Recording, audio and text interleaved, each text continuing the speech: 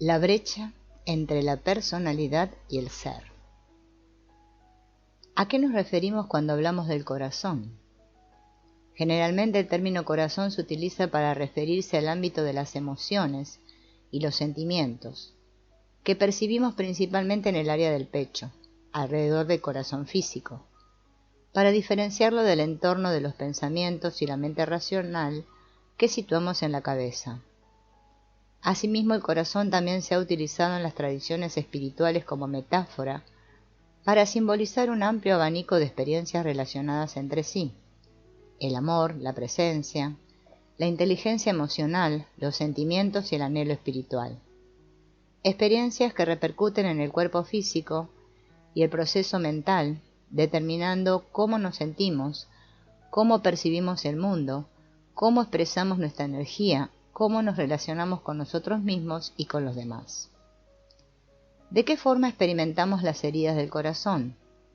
De muchas formas diferentes. A veces experimentamos nuestras heridas emocionales sintiendo dolor, tristeza, impotencia o rabia ante una pérdida, el fallecimiento de un ser querido, una ruptura sentimental, un desengaño, una traición, una situación injusta o abusiva que nos hiere profundamente, algo que ha ocurrido y ha desencadenado unas reacciones en nuestro organismo. Pero no siempre hay un hecho concreto y racional que explique nuestro sufrimiento. También podemos experimentarlo con una ansiedad, un vacío o un malestar interior que nos angustia y nos deprime, que condiciona nuestra forma de ver y estar en el mundo.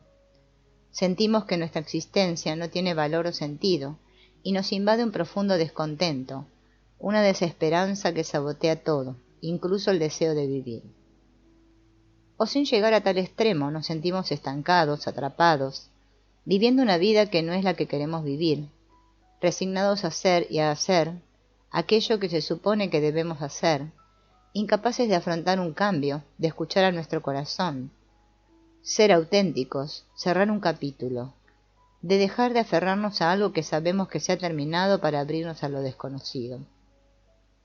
También podemos experimentar las heridas de nuestro corazón como una pena profunda o un resentimiento que nos impide ser felices, crecer y desplegar nuestro potencial, atormentados por dolorosos sentimientos de desvalorización, indignidad, vergüenza o no merecimiento que tiñen nuestra existencia, secuelas de experiencias traumáticas de nuestra infancia.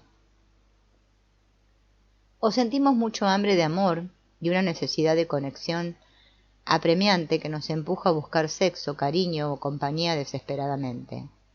Buscamos una conexión que nos salve de nuestro dolor.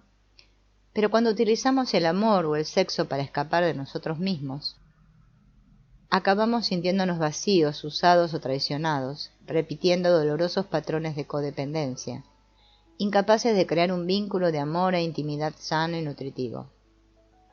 Las heridas emocionales también impactan y dejan profundas secuelas en nuestro sistema nervioso, manifestándose en forma de ansiedad, angustia, disociación, ataques de pánico, bloqueos y miedos paralizantes que condicionan nuestra vida, nuestras relaciones y nuestra autoestima. Otra señal que refleja que estamos heridos internamente surge cuando vivimos continuamente en un estado de contrariedad, comparación, queja, enfado o lamentación, sintiéndonos víctimas o en constante conflicto con la vida, cuando en lugar de apreciar, cuidar y celebrar lo bueno que hay a nuestro alrededor, juzgamos, culpamos y alimentamos la negatividad. Y como resultado de nuestra actitud, los demás se alejan. No siempre nuestras heridas son visibles ni están a flor de piel. A menudo no las reconocemos porque están ocultas detrás de una capa de protección, una personalidad que creamos en nuestra infancia para adaptarnos a las circunstancias que nos tocó vivir. En los primeros años de vida somos muy frágiles, dependientes y vulnerables, y como no podemos cambiar ni evitar las situaciones que nos producen dolor, desarrollamos una coraza mental, emocional, energética para protegernos. Esta estructura es la base donde a lo largo de la vida construimos lo que llamamos la personalidad. El origen de la palabra personalidad es un término griego, persona, que posteriormente adoptó el latín y que significa máscara. Es curioso que a menudo confundimos la persona con el ser humano, cuando en realidad la personalidad hace referencia a las máscaras y al teatro, al personaje, que interpretamos para interactuar en la sociedad.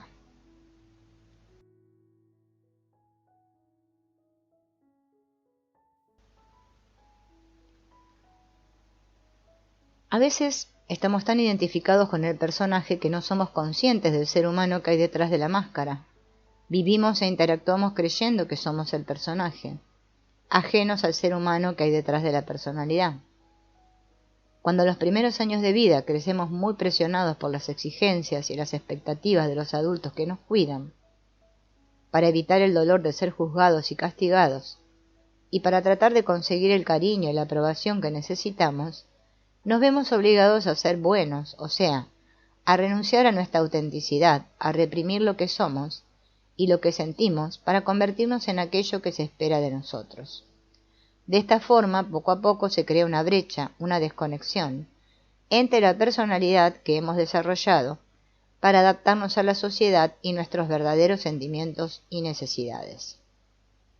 En nuestra infancia, para ser aceptados, desarrollamos una personalidad y unas estrategias que tenían como objetivo conseguir conexión y aprobación, y buscaban agradar y complacer tratando de evitar el juicio y el rechazo. Pero esos mecanismos que adoptamos ocultaban nuestra verdadera individualidad. ¿Qué puede hacer un niño o una niña cuando siente que su individualidad es juzgada, rechazada o ignorada? Cuando el menor siente que no es aquello que su madre, su padre, sus profesores o cuidadores esperaban de él o ella, su estrategia pasa por esconderse y disfrazarse. Esto es necesario para evitar el sufrimiento. La táctica adoptada para sobrevivir puede ser reprimir, pretender, manipular, seducir, controlar, exigir, culpar, persuadir, intimidar, etc. Luego, en la edad adulta, seguimos esforzándonos en mejorar nuestra personalidad, nuestra imagen y nuestras estrategias para tratar de conseguir lo que necesitamos y ser felices. Pero las heridas, los temores y las carencias de nuestra infancia siguen dirigiendo el guión de nuestra vida, condicionando profundamente nuestros sentimientos, nuestra visión y nuestro comportamiento.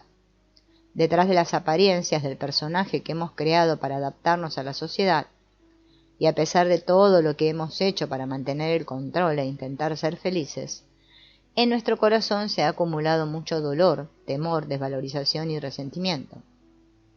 Unas heridas a menudo negadas, reprimidas o enmascaradas que tiñen nuestra existencia, saboteando el bienestar, la confianza, el amor propio, la creatividad y las relaciones humanas. Tú sabes o sientes que tu corazón está herido, que independientemente de tus cualidades, tu experiencia, tus relaciones, tu talento y todo lo que has conseguido en tu vida, hay una parte de ti que está dañada, y que negarlo, taparlo, anestesiarlo, acorazarte, huir de ti mismo no es la solución. Necesitas revisar algunos temas y aprender a gestionarlos adecuadamente para liberarte. Ahora haremos un viaje a las profundidades para explorar juntos nuestra humanidad. Seguramente tendrás reparos y surgirán resistencias. Es normal. La mayoría de los seres humanos albergamos una dualidad interna. Una parte de nuestro ser anhela buscar la verdad, ser auténticos, abrirnos a lo desconocido, amar apasionadamente, liberarnos de todo aquello que nos encadena o nos aprisiona, que nos impide ser lo que somos, confiar, volar y vivir de acuerdo a nuestro corazón. Mientras otra parte de nuestro ser es insegura, desconfiada y temerosa. Quiere seguridad, tener todo bajo control. Evitar la incertidumbre, el conflicto y la desaprobación. Sentirnos juzgados y rechazados. Esa parte de nuestro ser quiere evitar el sufrimiento, sentir miedo y dolor. No tienes que obligarte a sentir valor y confianza cuando sientas temor o inseguridad. No se trata de intentar eliminar inútilmente el miedo de nuestra vida. Sentir miedo es natural. En lugar de generar un conflicto con esa parte insegura o temerosa, de juzgarla y rechazarla, o de resignarte a ser esclavo de tus miedos, es mejor explorar nuestro mundo interior, conocerlo, entenderlo, respetarlo, y aprender a convivir y a relacionarnos con él creativamente. Si queremos sanar nuestro corazón y ser libres, no podemos vivir permanentemente en una trinchera. Necesitamos arriesgarnos, salir de nuestra zona de confort, explorar las profundidades de nuestro cuerpo emocional y, a pesar de nuestros temores y resistencias, tener atrevimiento, es decir, un alma aventurera. Un alma a la que le has impulsado a salirse de la norma, a no conformarse, a no querer convertirse en una oveja buena y obediente, a no aceptar imposiciones externas ni dejarse manipular, a no permitir que nadie dirija tu vida. Y ese atrevimiento en muchas ocasiones te ha causado problemas, conflictos, juicios e incomprensión, y ha sido el origen y la causa de muchas de tus heridas. Y cuando hablamos de heridas del corazón, no es algo que sea ajeno a nadie. Todos las hemos tenido, todos las tenemos. Cuando nos acercamos a un corazón herido, estamos adentrándonos en un espacio muy sensible, complejo, íntimo y sagrado. Demasiado íntimo y sagrado para reducirlo a un objeto roto o defectuoso que tiene que ser reparado. No se trata de cambiarte ni arreglarte. Mucha gente ha intentado cambiar y arreglar. ¿Y para qué le ha servido? Para que se sintieran defectuosos e incapaces o incompletos. Para que creyesen que son inadecuados o que les falta algo y que tienen que esforzarse más para ser una persona válida. No se trata de mejorarte, porque en lo más profundo de tu corazón sabes que no necesitas ser mejor de lo que ya eres. Solamente es una invitación a que te conozcas profundamente y te comprendas y tengas herramientas para que puedas abordar las necesidades de tu corazón. Porque el origen de mucho sufrimiento es el desconocimiento de nuestro ser y el no saber abordar nuestras heridas. ¿Cómo hemos llegado hasta aquí? ¿Por qué hay tanto dolor y malestar dentro de nosotros? ¿Por la relación de pareja? ¿Por el ex? ¿Por los disgustos del trabajo? ¿Por el jefe? ¿Por mi madre? ¿Por mi padre? ¿Por mi hijo? ¿Por aquella persona que abusó de mí? ¿Por mis traumas? ¿Por el bullying de mi infancia? ¿Por mis adicciones? ¿Porque no tengo pareja o no me siento realizado profesionalmente? Todas esas experiencias son importantes y algunas nos han marcado profundamente. Pero todas estas experiencias, tras un proceso interior, pueden ser dirigidas e integradas, al igual que un alimento que hemos ingerido y nos produce unos trastornos digestivos. Antes o después, recuperamos el equilibrio natural. Nuestro organismo, cuerpo, mente, emociones, está dotado de los mecanismos necesarios para afrontar y asimilar los contratiempos emocionales que se presentan. Pero cuando se trata de digestión emocional, parece que hemos perdido los recursos naturales, la capacidad de procesar el dolor emocional. Cada día tenemos más recursos de todo tipo, pero cada día hay más personas descontentas, estresadas, angustiadas, deprimidas, con graves problemas mentales y emocionales. Cada día hay más personas que necesitan ayuda psiquiátrica, farmacológica y psicológica para levantarse cada mañana.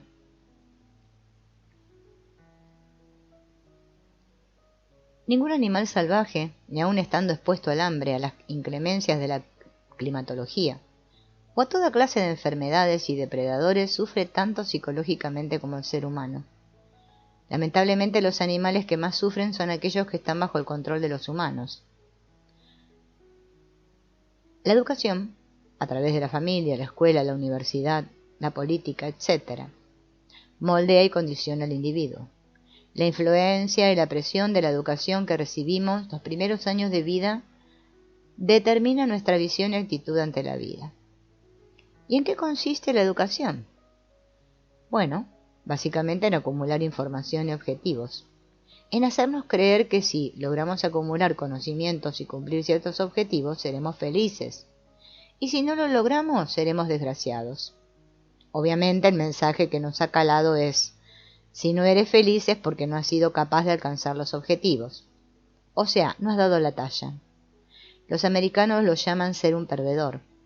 Desde niños, el miedo a ser excluidos, a convertirnos en perdedores, ha hecho que nos embarquemos en una carrera frenética persiguiendo la zanahoria del éxito y la felicidad. El enfoque y el sentido de todo lo que hemos hecho y aprendido son objetivos externos, Nos hemos volcado en conseguir cosas, conocimientos, trabajo, dinero, relaciones, poder, control, reconocimiento, etc. Bien, hemos conseguido muchas cosas, algunas muy buenas, pero hemos pagado un precio muy alto. Nos hemos disociado de nuestra interioridad. Tenemos 30, 40 o 50 años y no nos conocemos. Conocemos solamente nuestra personalidad externa. No hemos aprendido a adentrarnos en nuestra interioridad, a escucharnos, a sentir nuestro cuerpo emocional, a conocer y gestionar adecuadamente nuestra vulnerabilidad, a respetar y vivir de acuerdo a nuestra naturaleza esencial, a ser amorosos con nosotros mismos, requisito básico para poder ser amorosos con los demás, a sanar nuestro corazón. Hemos estado tan ocupados lidiando con las exigencias del mundo, formándonos, cumpliendo con nuestras obligaciones, esforzándonos para ser alguien, tratando de demostrar nuestra valía, luchando para merecer un lugar, intentando ganar dinero y respeto, o simplemente dedicados a sobrevivir en un entorno muy competitivo que durante muchos años hemos aparcado el mundo interior. Y hemos ido acumulando heridas, dolor, tristeza, descontento, frustración, resentimiento, hasta que llega un punto que todo este malestar interior nos desborda. Ya no podemos ignorarlo más, estamos saturados. Necesitamos hacer algo que nos alivie. Entonces queremos una pastilla, una terapia, una pareja, un libro, un maestro, una sustancia, una meditación, un ritual, un mantra, algo o alguien que nos ayude a eliminar nuestro sufrimiento. Pero, aunque hay muchas cosas que ayudan, el remedio mágico no existe. Y eso no es una desgracia, es una invitación a traer más conciencia y amor a tu vida. Seguramente tú conoces la metáfora de el burro y la zanahoria.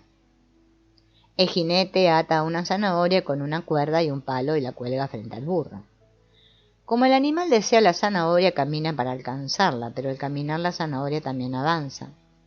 De esta forma el jinete consigue que el burro camine y persiga la zanahoria, pero nunca la puede alcanzar porque la zanahoria siempre está en el futuro. ¿Qué es la felicidad? Algo que sucede en el futuro, cuando se cumple tu deseo. ¿Qué experimentas cuando se cumple tu deseo? Tal vez un instante de satisfacción y relajación, tras la tensión de la espera o el esfuerzo realizado. Pero luego surge otro deseo. En los primeros años de vida, las personas que nos educaban nos empujaron a perseguir unos objetivos, transmitiéndonos la idea de que cuando alcanzásemos la meta seríamos felices. Naturalmente, como nosotros no sabíamos nada y dependíamos y confiábamos en ellos, nos esforzábamos en alcanzar los objetivos, pero poco a poco, al estar enfocados en los objetivos, es decir, en el futuro, fuimos perdiendo el contacto con el aquí y el ahora, con la vida, con nuestro ser. Vivir para el futuro se convirtió en nuestro estilo de vida. En el futuro, cuando consiguiésemos esto o aquello, cumpliríamos nuestros sueños y por fin nos sentiríamos completos. Gracias a un gran esfuerzo fuimos avanzando, completando etapas, consiguiendo objetivos, pero cada vez que se cumplía un objetivo aparecían nuevos. Crecimos y vivimos creyendo que la realización está en el futuro, porque fuimos educados y entrenados para perseguir objetivos. Somos expertos en abstraernos del presente para enfocarnos en el futuro. Creemos que, cuando se cumplan nuestros sueños, por fin podremos ser felices y disfrutar de la vida. Al principio la motivación de nuestra carrera era para conseguir algo en el futuro, pero el futuro es como un espejismo. Solamente existe en nuestra imaginación, porque la vida siempre sucede en el ahora.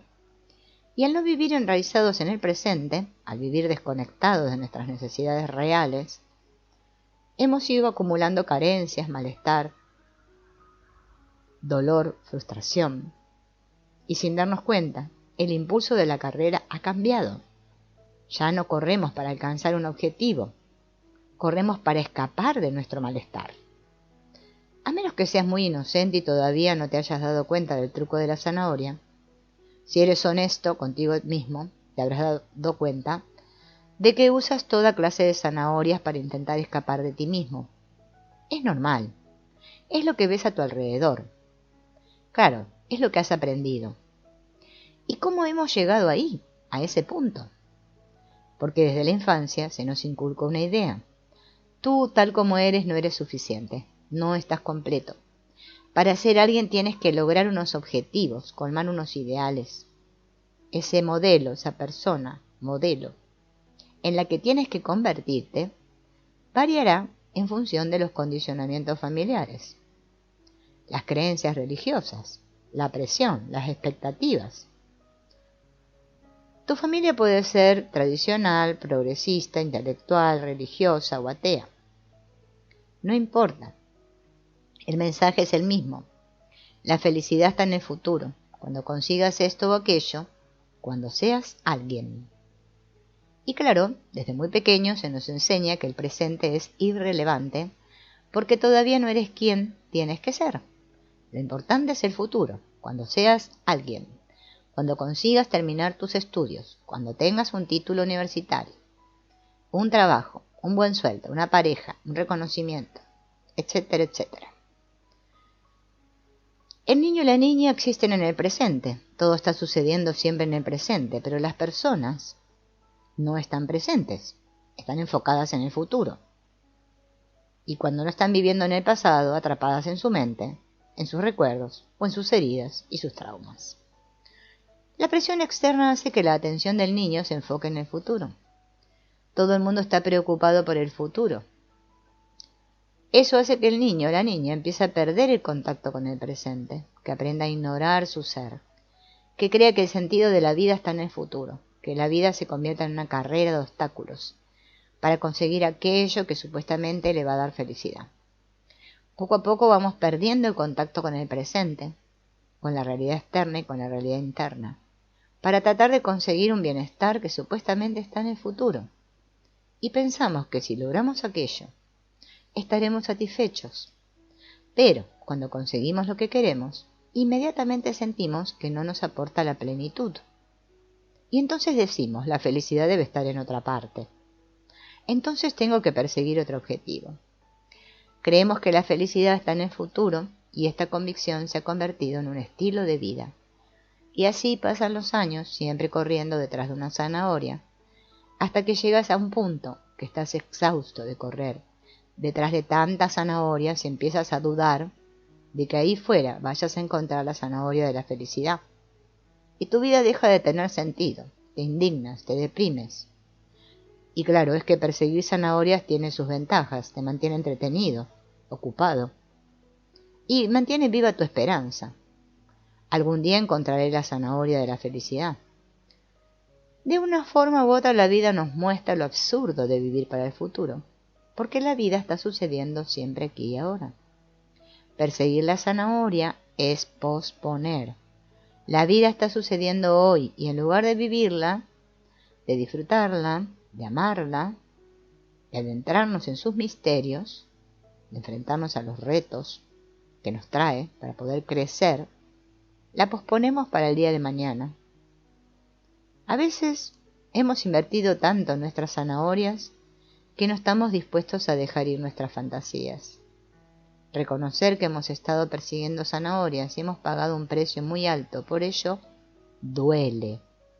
Para el ego, la identidad ilusoria que hemos construido, para tratar de conseguir la zanahoria de la felicidad, reconocer su propio fracaso es demoledor. Y llegados a este punto, hay dos opciones. Todo es una mentira, yo soy una víctima del sistema y tengo muchas razones para estar enfadado, o me estoy dando cuenta de que la vida no es lo que yo creía. La felicidad no está en el futuro. Lo único que tengo es el ahora, el tiempo que me queda de vida.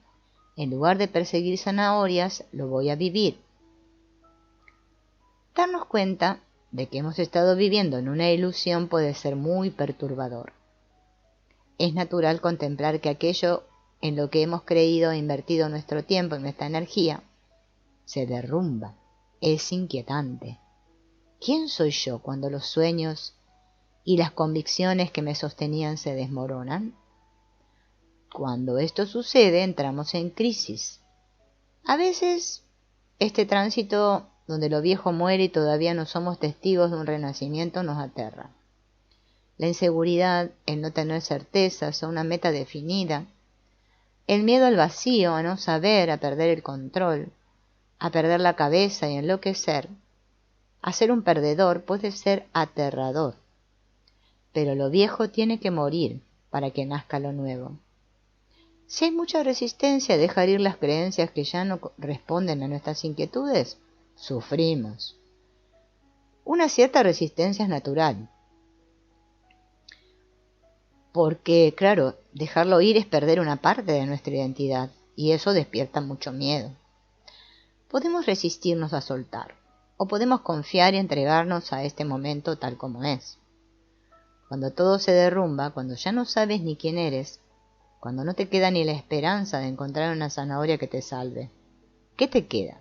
Solamente abrirte al misterio de la hora, la fuente de la vida y el amor.